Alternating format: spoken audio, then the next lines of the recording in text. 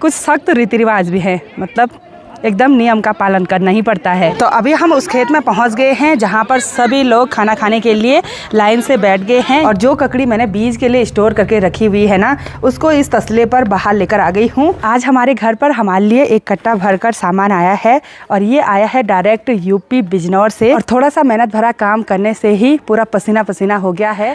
आप सभी को मेरा प्यार भरा नमस्ते। मैं प्रियंका तिवारी आप सभी का स्वागत करती हूँ देवभूमि उत्तराखंड के केदार घाटी के खूबसूरत त्रियुगी नारायण गांव से। आज मैं अपने ब्लॉग की शुरुआत दिन के लगभग 12:15 बजे से कर रही हूँ। मौसम सुबह से बहुत ही सुहावना सा है। इसी के साथ त्रियुगी नारायण गांव और चारों तरफ के खूबसूरत पहाड़ों के नज़ारे रोज की तरह बहुत ही सुंदर दिखाई दे रहे हैं। और आज सामने की ऊंची ऊंची पहाड़ियाँ बादलों से फिर से ढक गई हैं। अभी दिन के टाइम पर हमारी तैयारी हो गई है अपने घर से थोड़ा सा ऊपर शादी वाले घर में जाने की। वहाँ पर देवर जी की शादी कुछ दिन पहले संपन्न हो गई है, लेकिन आज वो सारे गाँव वालों को खाना दे रहे हैं। थोड़ी देर पहले आवाज़ लग चुकी है खाना खाने के लिए। तो अब चलते हैं सभी गांव वालों के साथ मिल बैठकर आज के टेस्टी लंच का आनंद लेते हैं। तो अभी हम उस खेत में पहुंच गए हैं जहां पर सभी लोग खाना खाने के लिए लाइन से बैठ गए हैं। नीचे की साइड दीदी बुली लोग बैठ गए हैं और ऊपर की साइड जेंट्स लोग बैठ गए हैं। और मेरा वाला पत्तल यहाँ पर रखा हुआ है। सब्जी तो बंट चुकी है और जितने भी लोग खाना बांटते हैं ना, उन्होंने कुछ इस तरह से पीली धोती पहनी रहती है।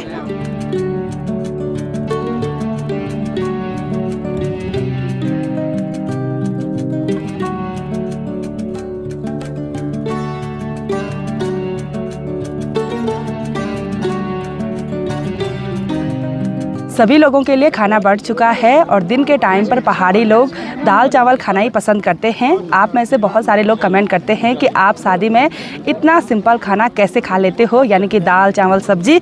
तो इस खाने का टेस्ट ना बहुत ही गजब का होता है। ये बड़े बड़े बर्तनों में बनता है और खाना तो चलो जैसा भी हो, लेकिन लोगों का प्यार प्रेम देखिए। सभी लोग एक लाइन पर बैठकर खाना खाते हैं। तो इसी प्यार प्रेम की वजह से शायद खाना ज़्यादा टेस्टी होता है। खाना खाने के लिए सभी लोग एक साथ लाइन पर बैठते हैं और एक साथ लाइन से खड़े उठते हैं। एक बार सभी लोगों को पूछा जाता है कि खाना खा लिया, किसी को और तो नहीं चाहिए। जब सभी लोग मना करते हैं ना, उसके बाद ही लाइन पर खड़े उठते हैं। अगर बाय चांस कोई गलती से खड़ा उठ गया ना, तो फिर सभी लोग खाना छोड़ देते हैं, बोलते हैं कि जूठा हो गया अब। तो ऐसे कुछ रीति रिवाज हैं, कुछ सख्त रीति रिवाज भी हैं, मतलब एकदम नियम का पालन करना ही पड़ता है। लंच करने के बाद जैसे ही हम घर पर आए तो घर पर सारी जगह ताले लगे हुए हैं और चाबी बालेश्वर के पास है और बालेश्वर पता नहीं कहाँ चला गया। फ़ोन भी उसका स्विच ऑफ आ रहा है। थोड़ी देर पहले से हम धूप में बैठे हुए हैं, लेकिन नींद आ रही है ना। मन कर रहा है कमरे में चले जाएं, पर कहाँ से जाएंगे, ताले लगे भाई। वही तो अब बालेश्वर को ढूंढने के लिए चलती हूँ, देखते हैं अपने घर में है कि नहीं है। मैं आती हूँ। बालेश्वर लोगों का घर यहाँ पर है और बालेश्वर आराम से अंदर सो रखा था। अरे चाबी कहाँ है? और यहाँ पर ये देखो गाड़ी बना रहा। अल्लाह गाड़ी बनाऊँ? ये देखो भाई गाड़ी बनाने पे लगा हुआ है। चाबी कौन है? अरे तो चाबी अपने पास रखी हुई है। हाँ दादी। ओ ये शिकायत कर रहा है, ये मुझे मारता है। मत मारा ना इसको, ठीक है? हाँ।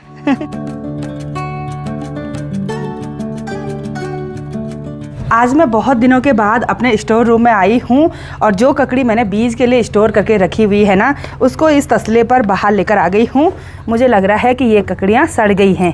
2 तो सड़ी हुई हैं, कहीं बीज ना ख़राब हो गए हों, और ये वाली ककड़ी काफ़ी अच्छी है। तो अब हम इनसे बीज निकालेंगे। पहले चेक भी कर लेते हैं कहीं ख़राब तो नहीं हुए।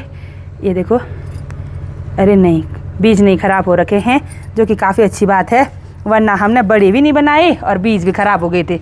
चलो इसको भी निकाल देंगे। और कुछ ये आलू हैं इस कट्टे पर। वैसे जब मैंने ये किचन गार्डन से निकाले थे तो ये कुछ इस तरह से मंगर ने खा रखे थे, जो एक वाइट कलर का कीड़ा होता है। लेकिन इन पर देखिए आँख काफ़ी अच्छी तरह से आ रखी है, यानी कि कोपल आ रखी है। तो ये भी किचन गार्डन में फिर से लगाने के काम में आ जाएंगे, क्योंकि ये घर के आलू हैं। और अब इसके बाद किचन गार्डन में ढेर सारा काम होता है। ठूले वगैरह करते हैं, कद्दू बोते हैं और खीरा ककड़ी वगैरह बोते हैं। अभी नहीं, कुछ टाइम के बाद, लेकिन एक बार तैयारी करनी पड़ती है। तो एक बार मैं इनसे बीज अलग कर देती हूँ। ये देखो बिल्कुल पानी पानी हो रहा है और इन ककड़ियों से ना बदबू भी बहुत ज़्यादा आ रही है, तो इनको हम अलग रख देंगे।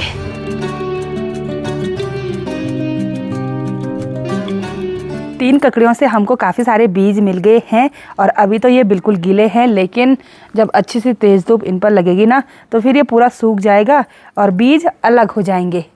ये देखो कुछ इस तरह से फैला के रख दिए हैं। आज हमारे घर पर हमारे लिए एक कट्टा भरकर सामान आया है और ये आया है डायरेक्ट यूपी बिजनौर से। वो भाई जी हमारे साथ काम करते हैं और कुछ दिन पहले वो गांव गए थे तो गांव की स्पेशल चीज़ें लेकर आए हैं। बोल रहे थे हमारे घर में हमारे गांव में जो होता है वही चीज़ लेके आए हैं बोला। तो देखते हैं। सबसे पहले इस बोतल पर है ये सरसों का तेल। मैंने ऐसे खुशबू सूंघी ना, इतनी तेज़ स्मेल आ रही है ना इस पर। बोल रहे थे इसका यूज़ सिर्फ मालिश के लिए करना, बोला मालिश के लिए काफ़ी अच्छा होता है। और उसके बाद देखते हैं इस कट्टे में क्या क्या चीज़ें हैं।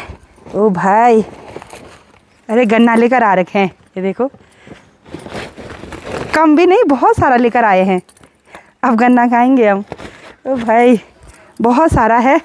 गन्ने को साइड में रख देते हैं और एक कट्टा भी है। फिर देखते हैं इस कट्टे को निकालते हैं। कट्टे के अंदर एक कट्टा, इसमें देखते हैं क्या है। वैसे बाहर से ही पता चल रहा है ये है गेहूँ। ये उनके घर के गेहूँ है बोला। तो कैसे गेहूँ हैं ये भी दिखाते हैं।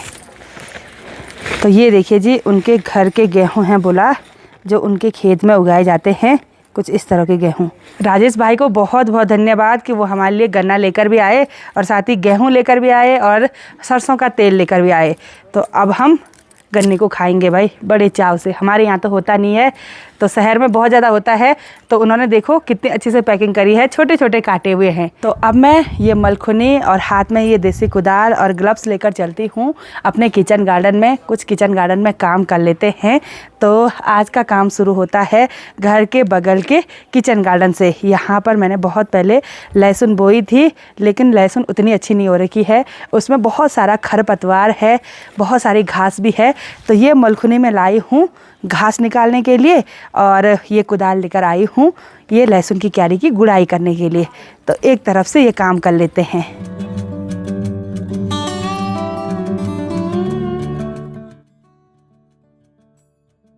तो इस क्यारी में जो बड़ी बड़ी घास थी वो मैंने निकाल दी है और एक मलखुनी घास की हो गई है।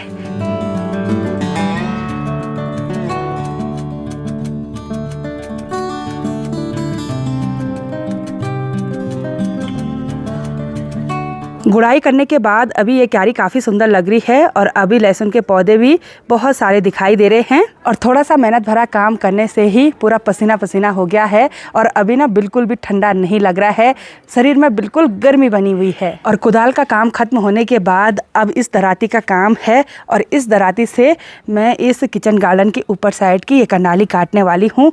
बहुत सारी कंडाली हो रखी है, जितना भी काटे ना इस कंडाली को बढ़ती रहती है। इसी के साथ इस वाली क्यारी का काम कंप्लीट हुआ और एक मलखुनी घास की भी हो गई है और लहसुन की क्यारी की गुड़ाई भी हो गई है। तो अब चलते हैं अपने आंगन के आगे साइड वाली क्यारियों में। जैसे मैं इस घास को यहाँ आंगन में लेकर आई, वैसे ही बालेश्वर ने बोला कि ये घास बोला मैं अपने गाय भैंसों को लेकर जाता हूँ। और यहाँ घर के आगे इस वाली क्यारी में ये लहसुन के पौधे हैं और इसमें भी बहुत ज़्यादा खरपतवार हो रखा है। तो अब मैं इस वाली क्यारी की गुड़ाई करने वाली हूँ।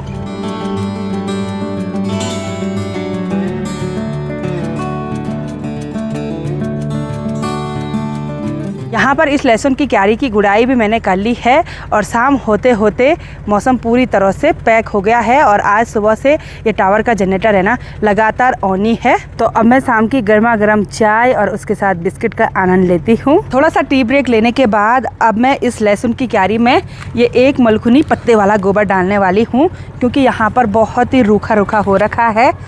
इस बार तो किचन गार्डन की बहुत ज़्यादा लापरवाही हुई, इसलिए साग सब्जी ना उतनी अच्छी नहीं हो रखी हैं।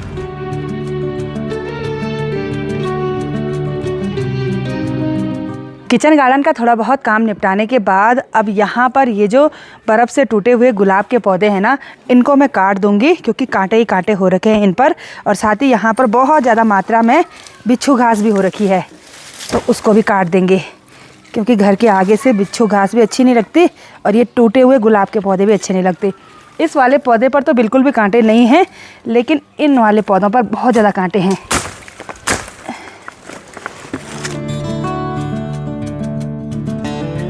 किचन गार्डन में काम करते करते बाहर पूरी तरह से अंधेरा हो गया और आज मुझे बहुत ज़्यादा थकान महसूस हो रही है, क्योंकि बहुत दिनों के बाद ऐसा मेहनत भरा काम किया।